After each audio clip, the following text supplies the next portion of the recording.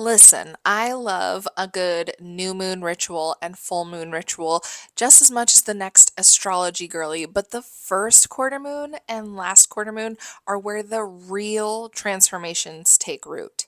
During the first quarter moon and last quarter moon, there is tension between the sun and the moon. And if you can tap into the tension between the sun and the moon, which is our outer world and inner world, you can really create real change along your self-healing spiritual manifestation journey, whatever you want to call it. That first quarter moon and last quarter moon are where that tension becomes a catalyst for another step in your journey, another layer peeled back in your self-healing. It's insane how much the first quarter moon and last quarter moon get slept on, in my opinion. So before we get too far into it, here's what you can expect from this video. I am going to explain the role of the first quarter moon and last quarter moon within the moon's cycle. And I'm going to talk about that tension that I mentioned. It comes from a 90-degree angle, or also known as a square in astrology. And I'm going to talk about how to use that inner and outer tension in very practical ways to harness this tension for your manifestation and self-healing. And I do want to note that I do use self-healing and manifestation interchangeably because self-healing is manifestation in action. But real quick, before we get into why the first quarter moon and last quarter moon are so powerful, let's talk about the moon's cycle and the different phases within it, just as a laying the groundwork for understanding what I am about to talk about with the first quarter moon and last quarter moon. So the moon cycle can be broken up into 4 different quarters, 4 different points, and it begins with the new moon, which is a time for setting intentions. So a lot of people use the new moon for manifestation rituals, setting intentions, making vision boards, and writing out in your journal what you want to manifest. And then the next week we have the first quarter moon, which is a time where that energy is building. So it's a good time for taking inspired action to act on the intentions that you set the week before during the new moon. The next week is the full moon, right? The most well-known phase of the moon, the most utilized phase of the moon, I would say. And it is a time for receiving clarity from the divine and trusting your intuition and higher self-alignment and gratitude and just really heightened intuition, really heightened emotions, and holding space for all of the things. And then after that peak of energy, the following week, we have the last quarter moon, which is a really powerful time. And I'm going to get into this because I'm such a last quarter moon fangirl. It is a time where that energy of the moon is waning. So we are releasing what no longer serves us. And in order to discern what needs to be released, we're doing shadow work as that energy is winding down and we're diving into the depths of the darkness and the shadows and realigning ourselves with what we are calling in and what we are healing from and what we want to move toward. So that's the moon's cycle in a very bite-sized form. That's just at face value, the moon cycle, the 4 main phases and what kind of energies they carry. But there is a significance to that first quarter moon and last quarter moon. So as opposed to the new moon and full moon. The new moon, we love manifesting on a new moon because there is a synergy of energy there. During the new moon, there is the sun and moon in the same sign. And that's why we are setting intentions during a new moon, because there is an easy flow of energy between our inner world and outer world. That is the new moon. And then during the full moon, there is that complete complementary energy between the sun and the moon, where they're in complete polar opposite sides. And that might sound like problematic, and it kind of can be. Like when you think of the full moon, you think of, oh, my light just died. My cute little moon just died. Just imagine for the rest of the video that that moon is still lit up. But it's a nice everything all at once kind of culmination energy when you have that complementary energies with the sun and the moon. So that's the full moon. But then when we look at the first quarter moon and the last quarter moon, that is where we come into a 90-degree angle, which is a square is what we call it in astrology between the sun and the moon during the first quarter moon. And when you have a square in astrology, it creates tension between the two aspects. So the sun rules our outer world, what we as a collective are experiencing, what we experience as a theme when we go about our day. Whereas the moon is our inner world, our emotions and our intuition. So when our inner world has this like point of tension between our outer world, it creates a necessary catalyst for change and growth and manifestation. Because when you think of, like, you could use the example of when you have so much pressure and it like creates a diamond. It's the same kind of vibe. So the first quarter moon, when we talk about the first quarter moon and last quarter moon, the first quarter moon is the phase of that building momentum. The energy is building behind the intentions that we set the week before. The energy behind the first quarter moon is very action focused, because right, the week before we had set these intentions, we had put it out into the universe what we want to manifest. The first quarter moon is the phase where we are actually putting in the work in order to bring those intentions into our reality. So this is like we talked about the moon being like our inner world. Our emotions and our energy is going to be building during a first quarter moon. It's going to be we're going to start feeling excited, and we're going to start taking inspired action to bring those intentions that we set during the new moon to fruition.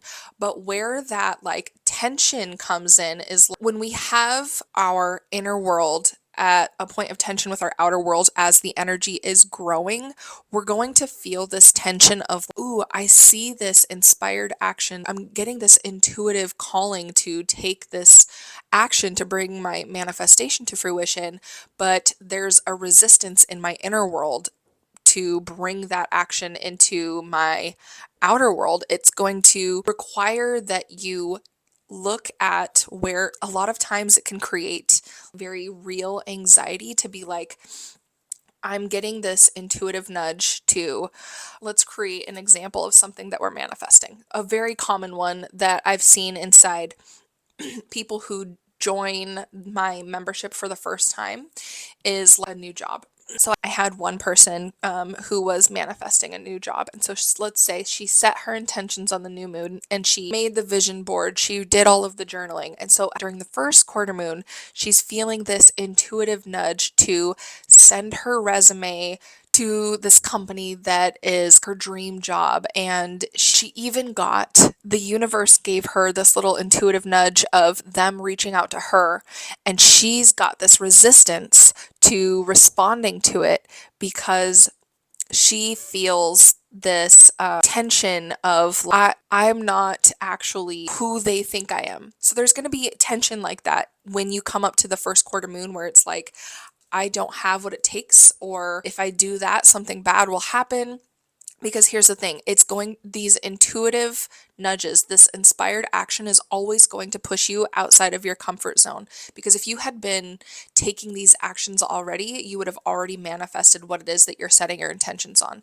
So you're going to be taking these inspired actions that bring up this tension of fear or limiting beliefs. And when you have this point of tension and you're able to actually take that inspired action, this tension is creating a catalyst for furthering your healing and your growth and your manifestation process. It's creating this catalyst of stepping into another level of self-belief, self-empowerment, self-love. And so that's where that first quarter moon energy comes in, and that's why self-love and empowerment are key for a first quarter moon, because taking action from a place of, this feels scary because I've never done it before, but I love myself and I have this self-worth and empowerment, it's going to help ensure that your steps are aligned with your highest good. And you're not going to, for circling back to this example of someone manifesting the job of their dreams, that self-love and empowerment is going to help them respond to this company instead of ignoring that message and applying to Joe's Crab Shack on the corner. So, on the next first quarter moon, here's some manifestation practices that you can actually put into, you can take some inspired action and do these rituals for your next first quarter moon. So, first, you're going to reflect on the intentions that you set the week before for the new moon. Next, you're going to identify where you feel resistance or fear about taking action toward that intention. Next, you are going to take one inspired step, no matter how small, toward that goal. Because here's the thing about momentum. Once you start, taking another little action feels easier. Taking another little action, pushing yourself one step further outside of your comfort zone, and they all compile on top of each other. And before you know it, you look back and your comfort zone is miles behind you. So, for example, circling back to our example of this member who was manifesting the job of her dreams. Every little day, maybe she is making a post on her LinkedIn.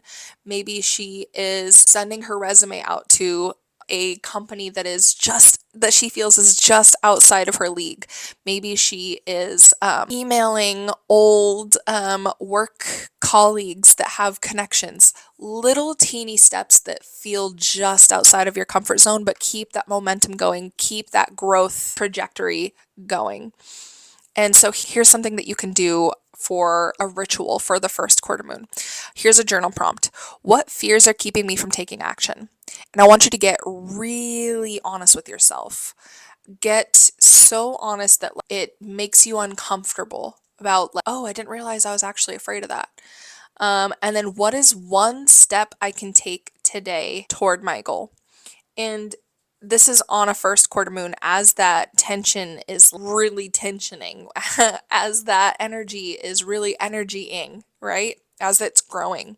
And then really tap into those self-love practices so that you can pour that energy into yourself as you start to take these actions that feel really uncomfortable and foreign to you. So things like saying affirmations in the mirror and doing yoga or gentle movement to cultivate confidence.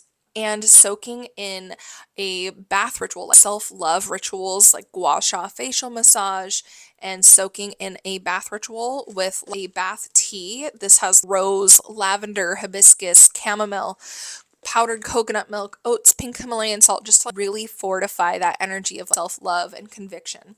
And then we have the full moon, and on the other side of the full moon, we have the last quarter moon, right? So we had the new moon where we set our intentions. We had that first quarter moon where it brought up a lot of that tension and fear around what actions we wanted to take. And then we had the full moon, right? So let's like pretend that we did the full moon and we've got the gratitude and we've got the higher self alignment and we've got that strong intuition. And then the next week we've got the last quarter moon. And this is the biggest catalyst for doing shadow work and releasing what no longer serves you and realigning. And now I know that releasing what no longer serves you gets thrown around a lot within the spiritual community online.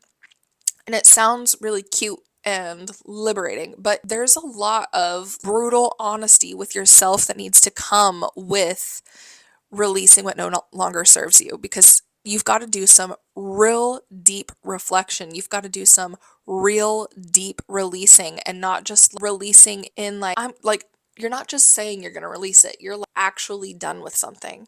You're actually not going to come back to that same habit, to that same relationship, to that same belief. And it's a lot of work. So the waning energy of the moon kind of holds a mirror to the need to let go of what no longer serves. It's a mirror to the things that have been holding you back. So here's the thing. We have that high culmination of the full moon, and when we come to a last quarter moon and we're at this point of tension, it's this energy that is coming down. It is releasing. It is going into the dark, into the depths. And we're at this point of tension again between the sun and the moon. Only this time we're brought to, well, what needs to go? What is no longer serving me? And why am I so attached to it? Why am I having such an attachment to this behavior that is no longer serving me, this relationship that is no longer serving me? What is it about these behaviors, these relationships, these beliefs? What is it? What are they doing that is making me feel safe? What are they providing me? So here's the thing about shadow work is it's not looking at your flaws and hating yourself out of having your flaws. That's not shadow work. In fact, that is the opposite of shadow work because that shame and guilt is going to like bury you even deeper. Shadow work is recognizing what has been holding you back, understanding how it has served you, and giving yourself grace and acceptance for having that source of safety or acceptance or making yourself feel better in some capacity. There's always a reason the belief, habit, or relationship was there to begin with, whatever shadow that is.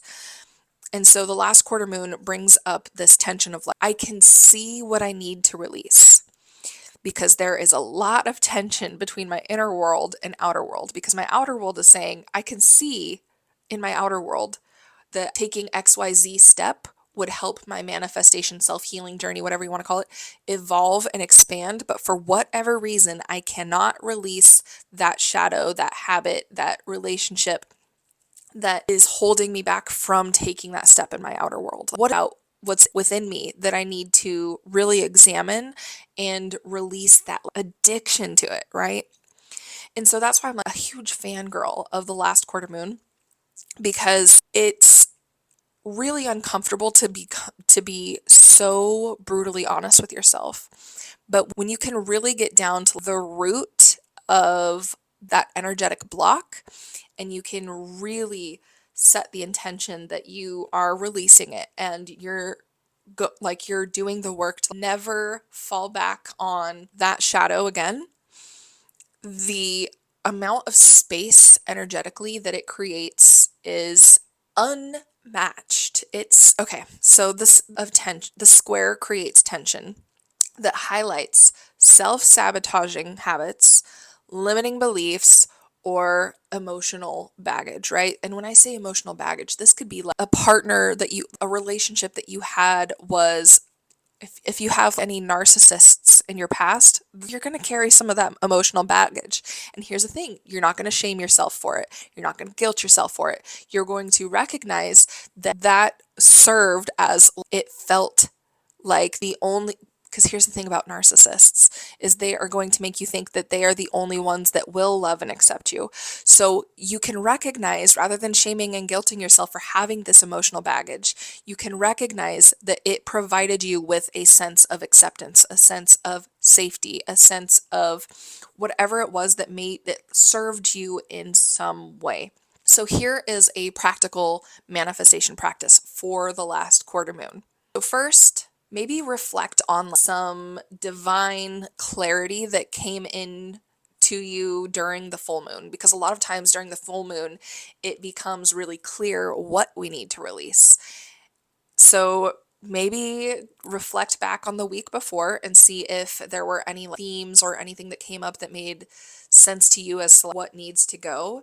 And then you're going to identify those beliefs or situations that are misaligned with the intention. Think about your higher self. And when I say higher self, what I'm referring to is like the version of you that is already living the life that you desire, that is no longer burdened with fear and pain and trauma and all of this emotional baggage, that version of you.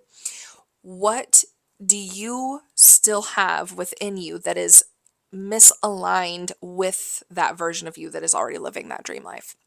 So once you can recognize it, you're going to take the steps to start releasing these blocks, whether through journaling or rituals or forgiving yourself and others. And I'll say this about forgiving others is it's more about freeing yourself rather than it is them. Forgiveness is about you and your healing. You don't even have to tell them. You don't have to tell them that you forgive them. You can set the intention that you forgive them. You don't have to tell them and rekindle a relationship with them in order to forgive someone. It is about freeing you from that energy that it takes to hold a grudge, to be angry at someone, to have resentment towards someone. It is releasing that from your energetic burden. So, for example, let's circle back to our friend who is manifesting her dream job. Maybe she has this limiting belief that she can only ever work a entry level paying job.